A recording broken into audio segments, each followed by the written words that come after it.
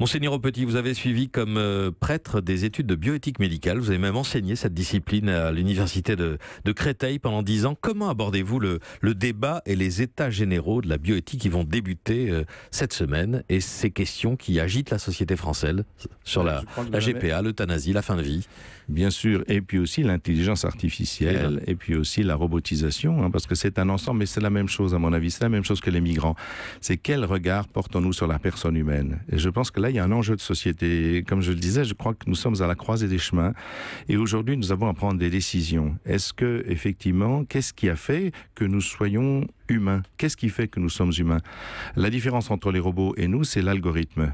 Et justement, nous ne sommes pas algorithmiques. Quand je disais que nous sommes capables de nous laisser déranger, c'est que nous sommes capables de changer notre regard sur les personnes. A priori, on peut avoir peur d'une personne handicapée. Il se trouve que j'ai eu à soigner des personnes handicapées, ça a complètement changé mon regard et j'ai vu tout ce qu'ils pouvaient nous apporter comme humanité. Et vraiment, ça m'a fait changer mon regard parce que quand quelqu'un comme ça vous regarde au fond des yeux, vous comprenez qu'il y a quelque chose d'humain qui est indépassable. Et c'est pareil pour tout, que ce soit les personnes handicapées, que ce soit les migrants, que ce soit les personnes âgées en fin de vie, c'est toujours le même regard que l'on pose sur eux. Et un regard qui doit être de bienveillance d'abord, et c'est ça qui nous fait humains.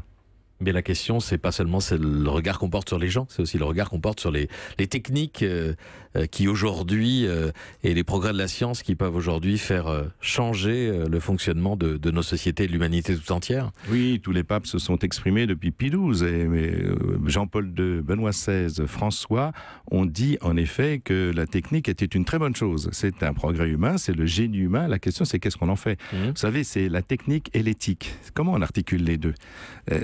Une technique sans éthique, c'est extrêmement dangereux. Le pape le rappelle dans son encyclique Laudato Si, mais c'était déjà dit par Rabelais, science sans conscience n'est que ruine de l'âme. C'est pas la question de la technique, c'est la question de l'éthique qui s'applique à la technique. Qu'est-ce que nous faisons des inventions que nous posons? Est-ce qu'elles sont vraiment ordonnées au bien de l'humanité? Donc vous préconisez de regarder cela avec beaucoup de précaution et de prudence? Oui, pour le bien de tous.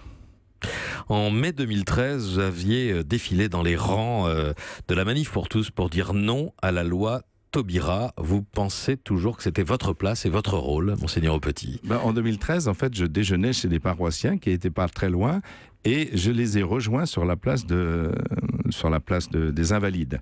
Et effectivement, j'ai été pris en photo.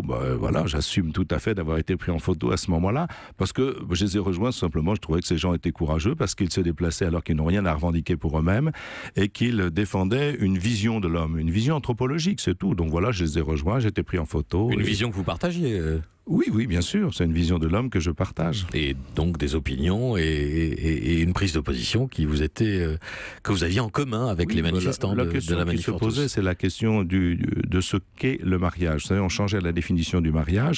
Quand on change la définition, on change aussi ce qu'est la chose. Le mariage, ça a été long à établir.